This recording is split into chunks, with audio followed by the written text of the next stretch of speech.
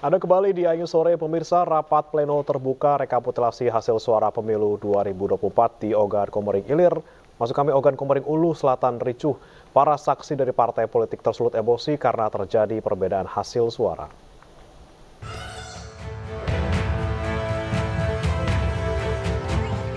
Kericuan terjadi saat rapat pleno rekapitulasi perhitungan suara pemilu 2024 di Ogan Komering Ulu Selatan. Rapat pleno ricuh akibat adanya perbedaan antara selain daftar pemilih tetap yang dipegang pihak KPUD dan panitia pemungutan suara.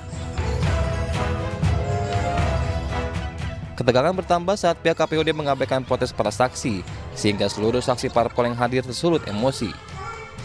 Kegiatan penghitungan suara sempat diskor selama 1 jam untuk meredam keributan.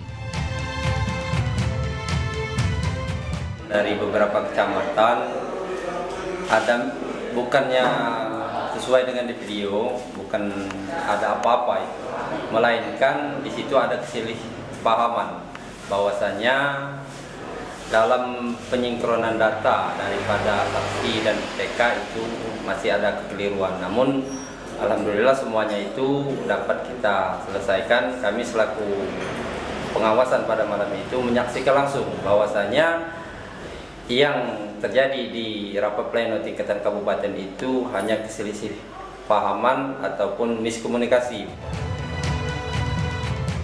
Usai kejadian, Bawaslu mengatakan ada kesalahpahaman saat penghitungan suara dan berjanji mengawasi lebih ketat proses penghitungan suara.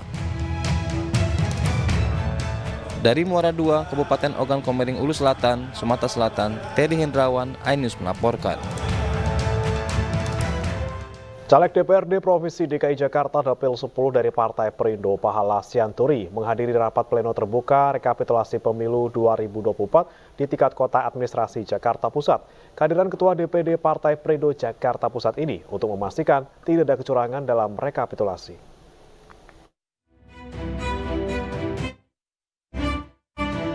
Rapat pleno terbuka rekapitulasi suara pemilu 2024 tingkat kota administrasi Jakarta Pusat digelar di kawasan Senen. Rekapitulasi ini dihadiri juga Ketua DPD Partai Perindo Jakarta Pusat Pahala Sianturi. Kehadiran Pahala Sianturi yang juga caleg DPRD Partai Perindo untuk DPRD DKI Jakarta Dapil 10 untuk memastikan tidak adanya kecurangan yang terjadi pada rekapitulasi. Pasalnya ada dugaan terjadinya penggelembungan suara di semua tingkatan yang dibuktikan dengan adanya sanggahan dari beberapa saksi partai politik. Menurut saksi kami dari Partai Perindo terjadi sanggahan-sanggahan dari beberapa partai yang mana bisa dipastikan adanya penggelembungan data. Bisa dipastikan karena partai-partai yang melakukan sanggahan tersebut memiliki bukti dan memiliki autentik data untuk melakukan sanggahan. Sanggahan tidak ada, bukan sanggahan tapi masukan. Nah, ketika ada masukan-masukan seperti itu, kita langsung sandingkan dengan C hasil plano. Sehingga memang terkonfirmasi. Yang penting ketika memang ada semacam perbedaan dari saksi, kita bisa menghadirkan C planonya dan kita sandingkan apakah sesuai dengan C plano atau tidak. Meski KPU membantah adanya sanggahan, para saksi partai politik memiliki sejumlah bukti otentik terkait adanya penggelembungan suara untuk salah satu partai peserta pemilu. Tim Liputan iNews melaporkan. Komisi Informasi Pusat atau KIP menyidangkan sengketa informasi yang dimohonkan Yayasan Advokasi Hak Konstitusional. Sidang terkait permohonan informasi data mentah real count, infrastruktur teknologi informasi pemilu, termasuk kontrak antara KPU dan juga Alibaba Cloud serta data mentah pemilu sejak 1999 sampai 2024. Yayasan Advokasi Hak Konstitusional sebagai termohon menjelaskan bahwa saat ini banyak beredar berita bohong atau hoax seputar kepemiluan, termasuk kabar bahwa KPU berada di Tiongkok maupun Perancis. Baginya kebenaran informasi tersebut harus dibuktikan secara transparan. Di sisi lain, dugaan kecurangan pemilu juga terus bergema hingga saat ini. Sengketa informasi ini terjadi karena menurut pemohon, KPU tidak memberikan akses informasi publik.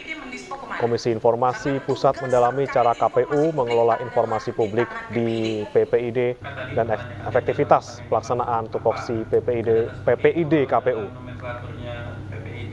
KPU apa istilahnya? Di DIP atau DIK-nya? Pemirsa, KPU tidak lagi menampilkan grafik data perolehan suara Pilpres dan Pileg di aplikasi Sirekap. KPU hanya menampilkan bukti otentik atau data dari tempat pemungutan suara.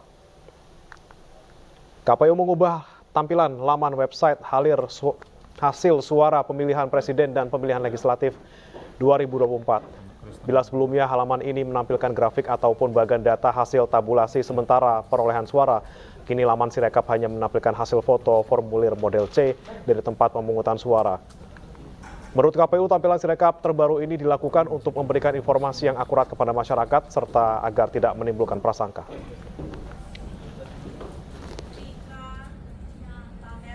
Anda masih di Ayu Sore bersama saya Bremana Atenaya. Pemirsa, pasar beras murah masih diserbu warga di sejumlah daerah. Warga rela antri sejak pagi demi mendapatkan beras dengan harga jauh di bawah pasaran.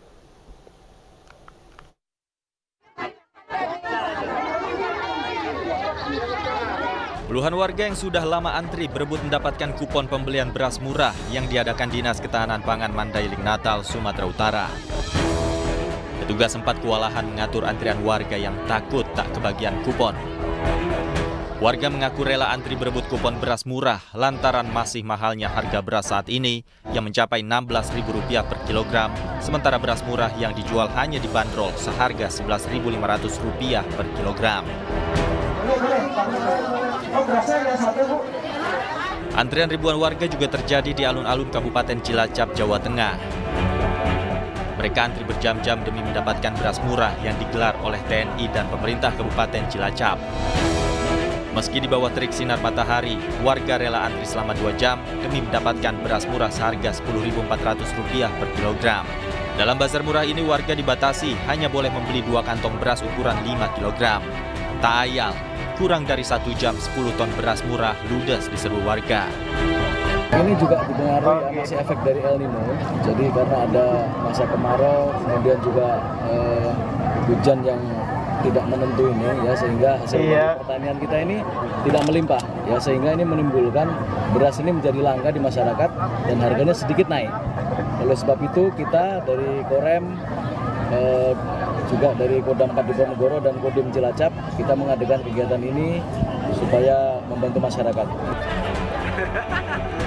Pasar beras murah juga digelar di Jepara, Jawa Tengah.